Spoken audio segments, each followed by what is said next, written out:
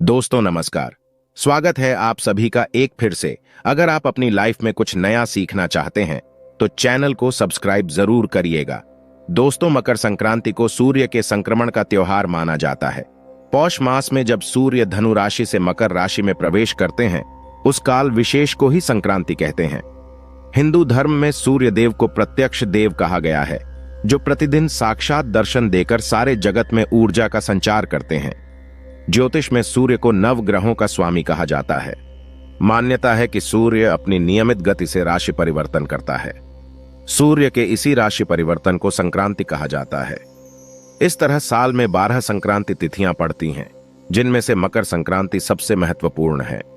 दोस्तों, इस पर्व के साथ ही करीब 1 महीने से जारी खरमास समाप्त होता है और रुके हुए सभी शुभ कार्य एक बार फिर से शुरू हो जाते हैं। मकर संक्रांति साल का पहला पर्व होता है और यही एक पर्व है जिसे पूरे भारत में किसी न किसी रूप में जरूर मनाया जाता है। भारत में अलग अलग राज्यों में भिन्न प्रकार के लोग अलग अलग बोलियां बोलते हैं। उनके सांस्कृतिक रीति रिवाजों के अनुसार ही मकर संक्रांति का पर्व विभिन्न नामों से जाना जाता है और इसके मनाने के तरीके भी थोड़े बहुत अलग होते हैं। उत्तर भारत में इसे मकर संक्रांति या संक्रांति, उत्तरायण, खिचड़ी संक्रांति, हरियाणा और पंजाब में इसे लोहड़ी के नाम से जानते हैं। इस दिन दक्षिण भारत में पोंगल उत्सव मनाया जाता है तो पूर्वोत्तर में देहू की धूम होती है। ज्योतिष शास्त्र के अनुसार मकर संक्रांति का ये शुभ पर्व सूर्य देव और शनिदेव को समर्पित होता है। इस दिन शनि भगवान की विधि विधान से उपासना करने से व्यक्ति के सभी कष्ट नष्ट हो जाते हैं। इस दिन गंगा स्नान, व्रत, दान, पूजा आदि करने का विशेष महत्व होता है। मकर संक्रांति के दिन से ही सूर्य दक्षिणायण से उत्तरायण हो जाते हैं। ये ऋतु में परिवर्तन का भी प्रतीक है और साथ ही शुभ कार्य का आरंभ होने का भी संकेत देता है। मकर संक्रांति के दिन से ही देवताओं के दिनों की गणना भी की जाती है। सूर्य दक्षिणायन रहते हैं तो उस अवधि को देवताओं की रात्रि के रूप में माना जाता है और जब सूर्य 6 माह के लिए उत्तरायण हो जाते हैं तो उस समय से देवताओं का दिन प्रारंभ हो जाता है और उसी समय से सारे शुभ कार्य भी प्रारंभ किए जाते हैं। महाभारत की कथा के अनुसार इस दिन भीष्म पितामह ने अपना देह त्याग दिया था। उत्तरायण में शरीर त्यागने वाले व्यक्ति की आत्मा को मोक्ष की प्राप्ति होती है। इसलिए भीष्म ने मोक्ष पाने के लिए सूर्य के उत्तरायण होने के पश्चात अपने शरीर को त्यागा था। दोस्तों, इस बार मकर संक्रांति 14 जनवरी की जगह 15 जनवरी को मनाया जाएगा। ज्योतिष शास्त्र के अनुसार जब सूर्य मकर राशि में प्रवेश करते हैं तब मकर संक्रांति का त्योहार मनाया जाता है। इसी दिन से सूर्य उत्तरायण हो जाता है। शास्त्रों में उत्तरायण की अवधि को देवताओं का दिन तथा दक्षिणायन को देवताओं की रात कहा गया है। ज्योतिष के अनुसार इस बार मकर संक्रांति के दिन रवि योग का निर्माण हो रहा है। रवि योग सुबह 7:15 से सुबह 8:07 तक है। रवि योग का निर्माण तब होता है जब चंद्रमा का नक्षत्र सूर्य के नक्षत्र से चौथे, छठे, 9वें, 10वें, 13वें या 20वें में होता है। कुंडली में रवि योग के कारण व्यक्ति का मान, सम्मान और प्रभाव बढ़ता है। वह उच्च पद प्राप्त कर सकता है। दोस्तों, व्यक्ति दान और सहयोग भी करता है। रवि योग सभी दोषों को नष्ट करता है। इस योग में आप जो भी कार्य करते हैं उसका शुभ फल प्राप्त होता है। खासकर इस दिन स्नान, दान, तप, जप, श्राद्ध तथा अनुष्ठान आदि का अत्यधिक महत्व है। कहते हैं कि इस अवसर पर किया गया दान 100 गुना होकर प्राप्त होता है। इस दिन घी व कंबल के दान का भी विशेष महत्व है। इसका दान करने वाला संपूर्ण भोगों को भोग कर मोक्ष को प्राप्त होता है। दोस्तों, मकर संक्रांति के दिन कुछ खास सरल उपायों को करके आप अपना भाग्य प्रबल कर सकते हैं। सूर्य भगवान को प्रसन्न करके समस्त पापों का नाश कर सकते हैं। आगे बढ़ने से पहले अगर आपने अभी तक हमारे चैनल को सब्सक्राइब नहीं किया है तो चैनल को सब्सक्राइब करके बेल आइकन जरूर दबाइएगा। सच्चे हृदय से कमेंट बॉक्स में लिखना ना भूलें। जय सूर्यदेव। दोस्तों, मकर संक्रांति के दिन घर के सभी सदस्यों को ब्रह्म मुहूर्त में जागना चाहिए। इस दिन तिल के जल से स्नान बहुत ही शुभ फलदायी माना जाता है। स्नान से पूर्व तिल के तेल से मालिश जरूर करें। तिल का उबटन लगाने से समस्त पाप नष्ट हो जाते हैं। स्नान उपरांत स्वच्छ धुले वस्त्र धारण करें और उसके बाद सूर्य देव को अर्घ्य जरूर दें। सूर्य देव को अर्घ्य देते समय कलश में थोड़े से तिल अवश्य डालें। फिर पूर्व दिशा की ओर मुख करके कुश के आसन पर बैठकर रुद्राक्ष की माला से इस मंत्र का जाप करें। मंत्र है ओम आदित्य विद्महे दिवाकराय धीमहि तन्नो सूर्य प्रचोदयात्। कम से कम 5 माला जाप अवश्य करें। इस मंत्र का जाप करने से जीवन की हर परेशानी दूर हो जाएगी। इस दिन मां सरस्वती को नई किताब, कॉपी, पेन, फल, फूल, नए वस्त्र भी चढ़ाए जाते हैं। मकर संक्रांति के दिन आप तिल से मिश्रित भोजन करें। इस दिन लोग घरों में खिचड़ी बनाकर भी खाते हैं और घरों में तिल और गुड़ के पकवान भी बनते हैं। पितरों की शांति हेतु जल से भरे हुए लोटे में काले तिल डालकर तर्पण करें। मकर संक्रांति के दिन ही राजा भागीरथ ने अपने पितरों की आत्माओं की शांति के लिए उनका तर्पण किया था। मकर संक्रांति के दिन गुड़ और कच्चे चावल बहते हुए जल में प्रभावित करना शुभ रहता है। अगर सूर्य देव को प्रसन्न करना हो तो पके हुए चावल में गुड़ और दूध मिलाकर खाना चाहिए। ये उपाय करने से भी सूर्य देव प्रसन्न होते हैं और शुभ फल प्रदान करते हैं। मकर संक्रांति के दिन दान का भी विशेष महत्व बताया गया है। शास्त्रों के अनुसार इस दिन किए गए दान का अनंत गुना फल प्राप्त होता है। इस दिन उड़द, चावल, तिल, चूड़ा, गौ सोना, चांदी, वस्त्र इत्यादि का दान करने का रिवाज है। मकर संक्रांति के दिन के दान को महादान की श्रेणी में कहा जाता है। इस दिन किए गए दान से महापुण्य की प्राप्ति होती है। मकर संक्रांति के दिन गरीबों को यथासंभव भोजन करवाएं। इससे कभी भी आपके घर में अन्न और धन की कमी नहीं होगी। विष्णु धर्म सूत्र के अनुसार इस दिन तेल का अधिक से अधिक उपयोग करना चाहिए। इसको लेकर एक पौराणिक कथा श्रीमद् भागवत और श्रीदेवी भागवत पुराण में वर्णित है। दोस्तों, सूर्य देव का परिवार काफी बड़ा है। उनकी संज्ञा और छाया नाम की 2 पत्नियां और 10 संतानें हैं, जिसमें से यमराज और शनि देव जैसे पुत्र और यमुना जैसी बेटियां शामिल हैं। दोस्तों, मनुस्मृति के रचयिता बेबस मत मनु भी सूर्य पुत्र ही है। कथा के अनुसार शनि महाराज का अपने पिता से वैर भाव था, क्योंकि सूर्य देव ने उनकी माता छाया को अपनी दूसरी पत्नी संध्या के पुत्र यमराज से भेदभाव करते देख लिया था। नाराज होकर सूर्य देव ने छाया और उनके पुत्र शनि को अपने से अलग कर दिया। इससे शनि और छाया ने क्रोधित होकर सूर्य देव को कुष्ठ रोग बाधित होने का श्राप दे दिया। पिता सूर्य देव को कुष्ठ रोग से पीड़ित देखकर यमराज जी ने तपस्या की। यमराज की तपस्या से सूर्य देव कुष्ठ रोग से मुक्त हो गए। शनि महाराज और छाया के व्यवहार से क्रोधित होकर सूर्य देव ने शनि महाराज के घर कुंभ, जिसको शनि की राशि भी माना जाता है, उसको जला दिया। इससे शनि और उनकी माता छाया को अत्यंत कष्ट भोगना पड़ा।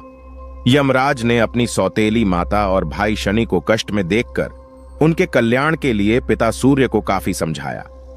यमराज की विनती पर सूर्यदेव शनि के घर गए और उन्होंने देखा वहां पर सब कुछ जला हुआ था।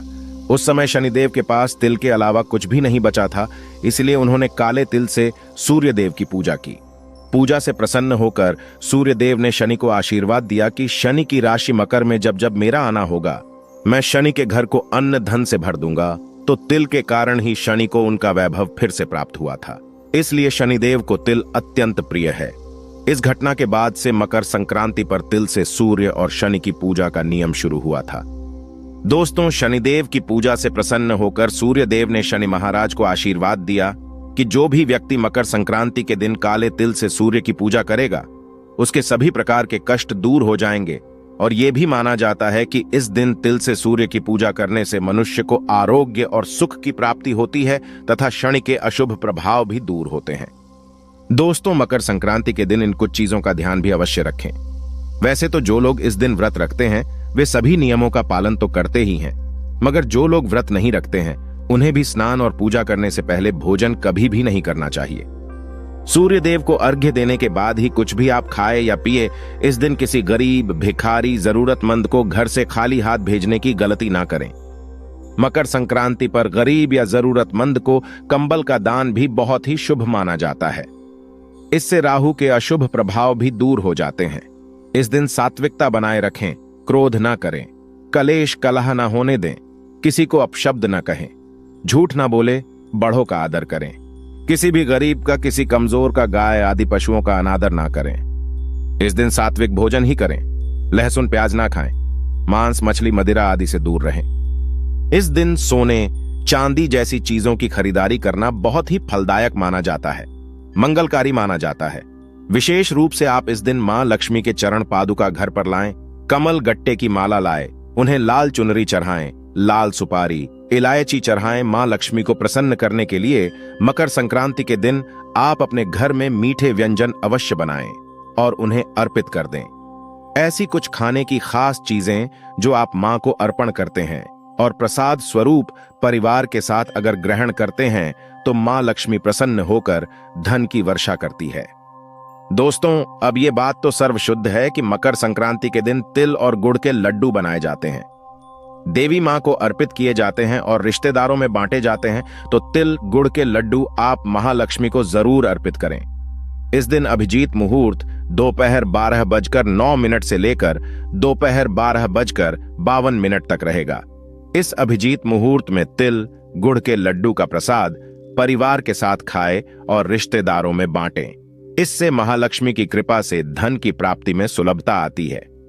आपकी तिजोरी में साल भर धन का आगमन होता रहता है। आपकी नौकरी व्यवसाय में अगर दिक्कतें आती हैं, खूब मेहनत करने के बाद भी कुछ ना कुछ अड़चनें आती रहती हैं, तो इस उपाय से वो सभी परेशानी दूर हो जाएंगी। व्यापार में तरक्की होगी, क्योंकि तिल गुड़ का इस दिन सेवन करना, दान करना बेहद ही शुभ माना गया है। दूसरा व्यंजन है खिचड़ी। मकर संक्रांति के दिन चावल और उड़द की दाल की खिचड़ी बनाई जाती है। इस दिन खिचड़ी का दान करना बहुत ही पुण्य फलदायी माना गया है। इस दिन आप कुछ करें या ना करें, खिचड़ी का दान अवश्य कर दें। इस खिचड़ी का भगवान सूर्य को भोग लगाएं और गरीब जरूरतमंद लोगों में इस खिचड़ी को वितरित जरूर करें। घर आए मेहमानों के साथ, परिवार के साथ इसे ग्रहण करें। खिचड़ी बहुत ही लाभदायक और शुभकारी मानी जाती है। मकर संक्रांति के दिन खिचड़ी खाने से आपकी समस्त मनोकामनाएं पूरी होंगी। इससे माता लक्ष्मी जी बहुत जल्दी प्रसन्न होती है। अगर माता लक्ष्मी को प्रसन्न करना है तो मकर संक्रांति के दिन खिचड़ी जरूर खाएं और दान भी करें। इससे सूर्य देवता भी प्रसन्न हो जाते हैं और शनि के दोषों से मुक्ति मिल जाती है। मकर संक्रांति के दिन महालक्ष्मी को प्रसन्न करने के लिए केला और अंगूर जरूर अर्पित करें। प्रसाद स्वरूप इसे ग्रहण करें और मेहमानों को भी खिलाएं। अगर परिवार का कोई सदस्य लंबे समय से बीमार चल रहा है तो उसे संक्रांति के दिन अभिजीत मुहूर्त के समय इन फलों का प्रसाद जरूर खिलाएं। काफी ज्यादा हद तक बीमारी से राहत मिल जाती है। अपने पितरों देवों को प्रसन्न करने हेतु आप इस दिन उनके नाम से पूजा स्थल पर केला जरूर अर्पित करें। इससे पितृदेव प्रसन्न होते हैं, पितृदोषों में कमी आ जाती है। दोस्तों, अगली चीज जिसको खाने से घर में सदैव मां लक्ष्मी जी वास करती है और वो है नमक। वैसे तो आप खिचड़ी में चावल और उड़द की दाल के साथ घी और नमक का प्रयोग तो करेंगे ही, लेकिन मकर संक्रांति के दिन आपको थोड़ा सा नमक अभिजीत मुहूर्त में जरूर खा लेना चाहिए। तो हाथ में थोड़ा सा नमक लें और इसे खा लें, और इससे आपके ऊपर माता लक्ष्मी जी की कृपा सदैव बनी रहेंगी। घर में धन धान्य की कमी कभी नहीं होगी। नौकरी व्यवसाय में अच्छे लाभ होंगे। धन के नए स्रोत बढ़ेंगे। आश्चर्यजनक रूप से अचानक आपको धन लाभ होगा। आपके कार्य भिन्न तरीके से पूर्ण होंगे। इस दिन नमक का सेवन बहुत ही शुभ फलदायक होता है, इसलिए नमक का सेवन हर हाल में करें। दोस्तों, पांचवी चीज जो बहुत ही लाभदायक होती है और वो है शकरकंद। मकर संक्रांति के दिन महालक्ष्मी को शकरकंद का भोग जरूर लगाएं, फिर इसे स्वयं खाएं और अपने घर के पूरे सदस्य को खिलाएं। शकरकंद खाने से आपके घर में माता लक्ष्मी का आगमन हो जाता है। इस दिन शकरकंद खाना बहुत ही लाभकारी होता है। इससे धन धान्य में कभी नहीं आती कमी, संपन्नता आती है सदैव घर में, सदैव सुख समृद्धि बनी रहती है। दोस्तों, इन सब के साथ ही इस दिन चना, मूंगफली, बेल का फल, अमरूद इत्यादि का सेवन और दान भी शुभ फलदायी माना जाता है। मकर संक्रांति के दिन पूजा स्थान के साथ ही अपने मुख्य द्वार पर दीपक अवश्य जलाएं और इन चीजों का ध्यान अवश्य रखें। महिलाओं को मकर संक्रांति के दिन बाल नहीं धोने चाहिए, और ये प्रेम और सद्भावना का पर्व है, तो गलती से भी क्रोध ना करें। इससे आपका मन भी खुश रहेगा और सकारात्मक ऊर्जा भी आएगी। इस दिन चाहे घर के अंदर या बाहर पेड़ों की कटाई छटाई नहीं करना चाहिए। शास्त्रों में कहा गया है कि इस दिन दिया गया दान कभी व्यर्थ नहीं जाता।